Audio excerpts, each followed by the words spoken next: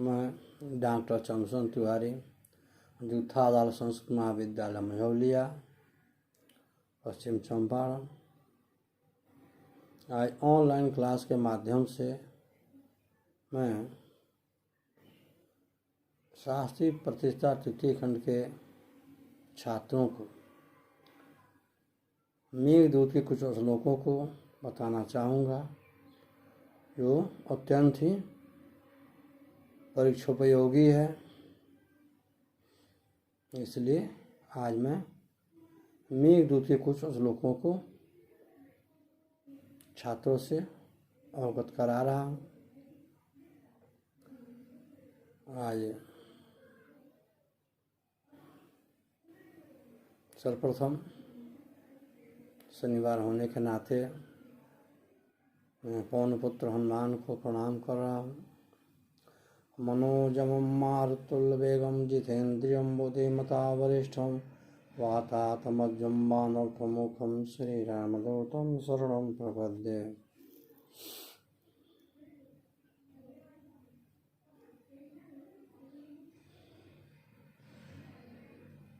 चूँकि हम जानते हैं कि मेघदूत खंड काव्य में कवि कुलगुरु कालिदास ने जो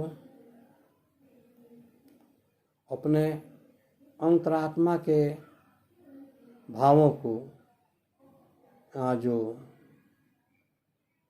चित्र काव्य के माध्यम से जो प्रस्तुत करने का जो सफल प्रयास किया है, वो अत्यंत ही महत्वपूर्ण है एवं प्रशंसा के योग्य है। क्योंकि हम पूर्व से ही जानते हैं कि कवियों में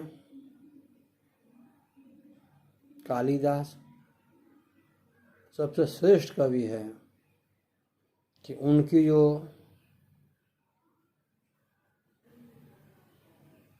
वर्ण कला है वो अत्यंत ही लोकप्रिय और सरल एवं सुबोध भाषाओं में व्याप्त है। हम देखते हैं मेघदूत के कुछ श्लोकों को, जैसे मंदम मंदम नूदते पवन अनुकूलो यथात्वा वामश्चायं नदति मधुरं चातस्ते सगंधः गर्भाधान क्षणा परिचया न्यूनबद्धमाला सेविष्यन्ते नयन सुभगम खे भवंतम बलाका। इस श्लोक में जो हमारे कवि है, उन्होंने एक तरफ तो प्राकृतिक सौंदर्य का वर्णन करने का सफल प्रयास किया है, तो दूसरी तरफ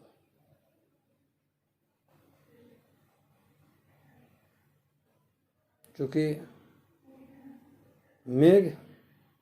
मेघदूत में दूत है, वो पवन के सहारे गतिमान हो रहा है, चल रहा है। इसलिए इस श्लोक में जो उन्होंने भाव रखा, मंदम मदंतम नूदते, धीरे धीरे क्या हो रहा है, बह रहा है।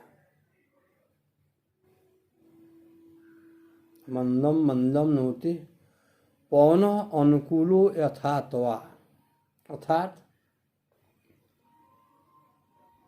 हे में तुम जब जा रहे हो, जाओगे तो तुम्हारे अनुकूल अर्थात पूर्णतः फेवरेबल, तुम्हारे इच्छा के अनुकूल, तुम्हारे मनों के अनुकूल, तुम्हारे फेवर में पवन भी धीरे धीरे बहता हुआ तुम्हें सहायता करेगा, तुम्हें मदद करेगा। और वामश्चायं नदति मधुरम चातस्ते सगंधः,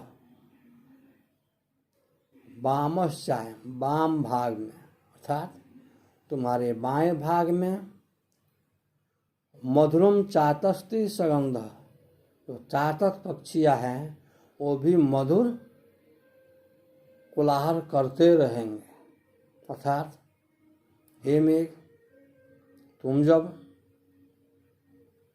अलका के तरफ प्रस्थान करोगे, जाओगे, उस समय तुम्हारे साथ पवन भी अनुकूल दिशा में धीरे धीरे बहता हुआ तुम्हें मदद करेगा या तुम्हारे साथ चलता रहेगा।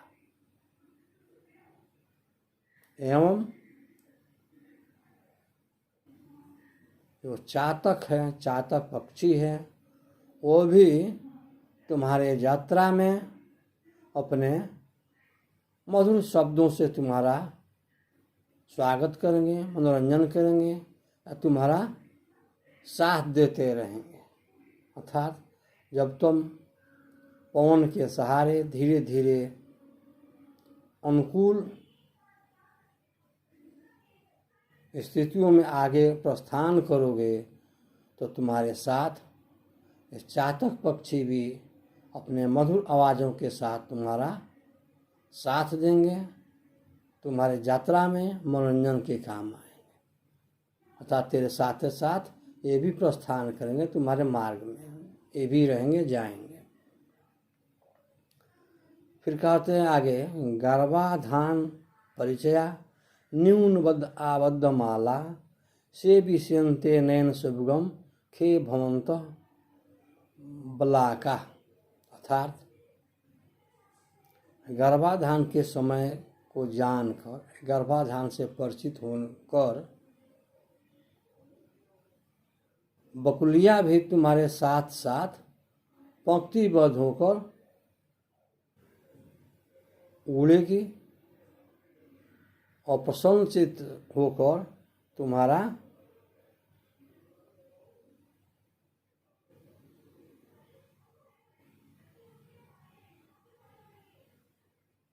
सेवा करेगी। अर्थात तुम्हारे साथ तुम्हारे यात्रा में वो बकुलिया भी सहयोग करेगी, जो अपने गर्भाधान के समय को, अवसर को पूर्व से जान चुकी है।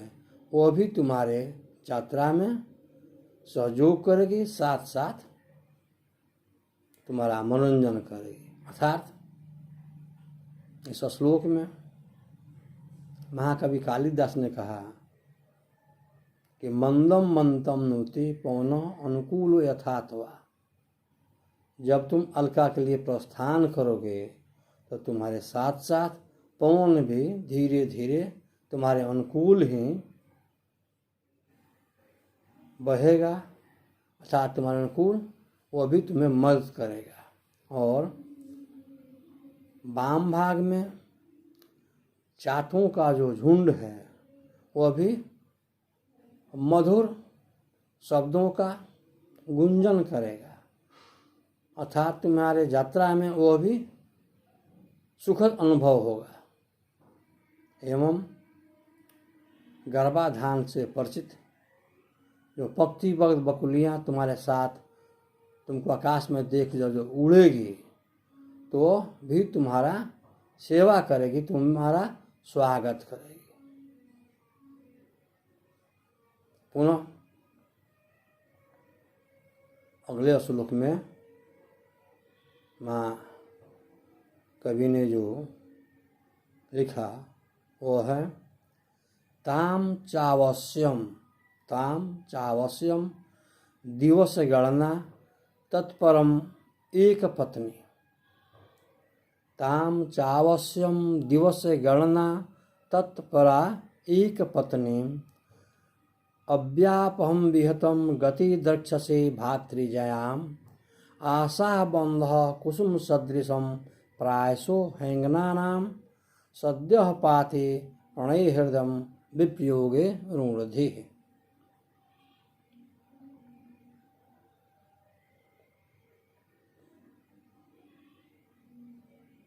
यहाँ यक्ष मेघ से कह रहा है, ताम तुम चावस्य उसे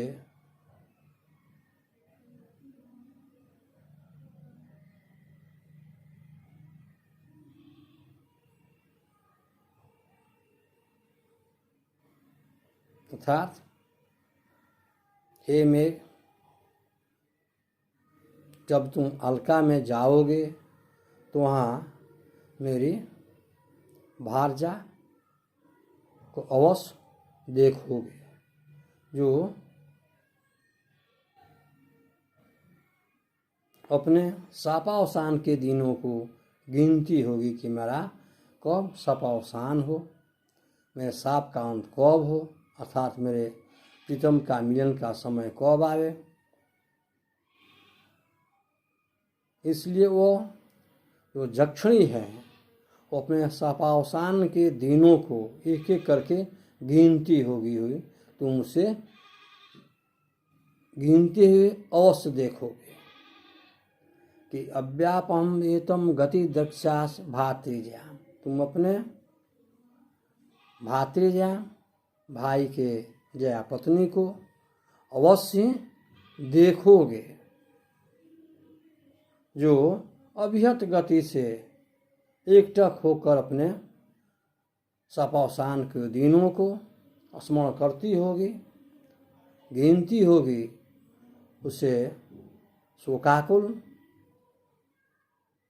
अपने भाभी को तुम अवश्य देखोगे। वहाँ पुनः कवि का कथन है, आशा बंध कुसुम सदृशम प्रायसो हैंगनाना। स्त्रियों में जो आशा रूपी फूलों का जो ग्रंथल है, भाव है, वो सदैव ही जीवित रहता है, क्योंकि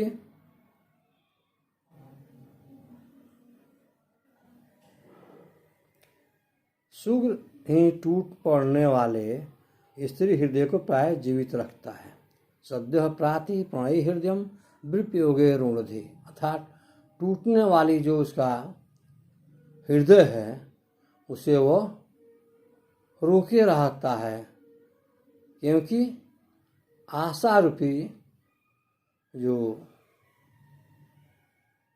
भावना है, आशा रूपी जो उसकी आस्था है, और आशा रूपी भावना ही उसको टूटने से, सूखने से रोक सकता है। अर्थात इस श्लोक में यह भाव दिखाया गया है कि तुम जब अलका के राजमहलों में प्रसादम में पहुंचोगे तो वहाँ मेरे पत्नी को अवश्य देखोगे, जो अभिहत गति से अनावरत सापावसान के दिनों को गिनती रहती होगी कि मेरा सापावसान, मेरा साप कब समाप्त होगा। इस प्रकार तू अपने भातृजाया को वहाँ अवश्य देखोगे, क्योंकि आशा बंध कुसुम सदृशम प्रायसो हैंगनाना। प्राय स्त्रियों में जो आशा रूपी जो बंधल है, विश्वास है, और सदैव उसे टूटने से रोकता है। अर्थात उसे स्त्री में, उसे एक वर्ता पत्नी में तुम यह निश्चित रूप से देखोगे कि उसकी जो अंतरात्मा में आशा लगी है, आशा रूपी जो फूलों का बंधन बना हुआ है, उसके सहारे वो अवश्य ही जिंदा होगी, क्योंकि आशा रूपी बंधन ही स्त्रियों के मनोभावों के टूटने से बचाता है।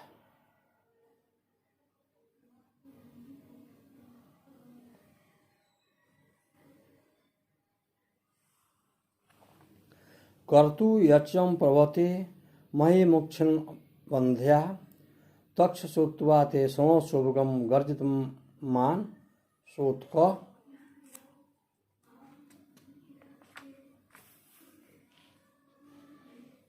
आ कैलासम दिविशम किसले छेदवंतः संपत्यन्ते नमसी भवतो राजहंसा सहाया। अर्थात जो पृथ्वी को उगी हुई कंदलिकाओं, छत्रक आदि के संपन्न अतः उपजाऊ बनाने में समर्थ है, कानों को सुख देने वाले अर्थात श्रवण शुभगा कानों को सुख देने वाले तेरे उसे गर्जन को सुनकर मान सरोवर जाने के लिए उत्सुक कमलकंद के अग्रभाग के टुकड़ों को पाथे बनाए हुए राजहंस कैलाश पर्वत तक सहयात्री होंगे। पुनः इस श्लोक में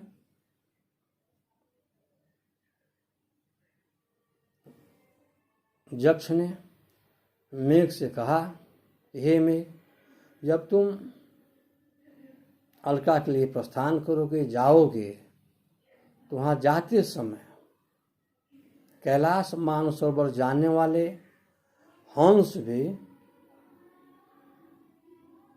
तुम्हारा सहयात्री होंगे, अर्थात तुम्हारे साथ साथ वहाँ तक अवश्य जाएंगे। क्यों कि कमलकंद के अग्रभाग के टुकड़ों को पाथे बनाते हुए, अर्थात कमल नाल जो है उसको पाथे अपने रास्ते के भोजन को संग्रह करते हुए हंस भी तुम्हारे साथ अवश्य ही साथ देंगे, तुम्हें सहयोग करेंगे, क्योंकि यह जो हंस है वह मानसरोवर की यात्रा के लिए निश्चित ही तुम्हारे रास्ते से, तुम्हारे पथ के माध्यम से तुम्हारे साथ साथ ही जाएंगे, अर्थात ये राजहंस भी तुम्हें सुखद सहयोग देने में समर्थ होंगे। इस प्रकार हम देखते हैं कि इस मेघदूत खंडकाव्य में जो कवि ने यक्ष के माध्यम से मेघ को जो मार्ग बताए हैं कि तुम्हें अलका से रामगिरी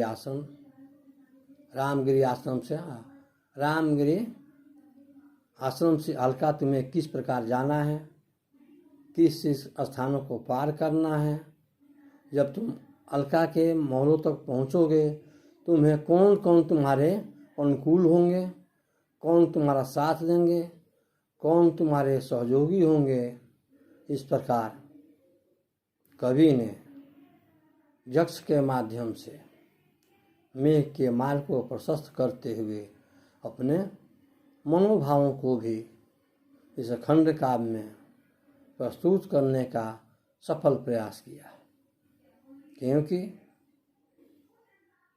इसे काव्य के पढ़ने के पश्चात यह पूर्ण निश्चित हो जाता है कि महाकवि कालिदास उज्जैनी या रामगिरी से अलका तक के मार्गों को ठीक से अवलोकन किए थे।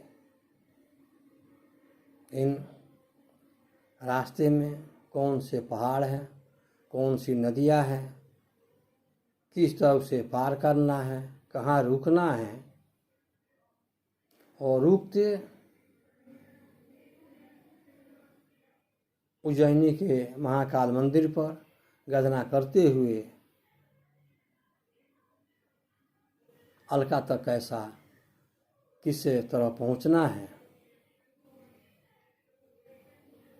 इस सब का बड़े ही मार्मिक ढंग से इस काव्य में प्रस्तुत किए हैं, जिससे पूर्ण साबित होता है कि महाकवि इन भौगोलिक स्थानों से परिचित थे, या तो उनका तीर्थाटन का, भ्रमण का ये सब स्थान था, या उनका इन स्थानों के इर्द गिर्द जन्मस्थली हो सकती है, जिनके कारण कवि ने इस प्रकार से पूर्ण परिचित होकर इन स्थानों का, इन मार्ग में चलने वाले सहयोगियों का वर्णन किए। जयतु संस्कृतम जयतु भारत।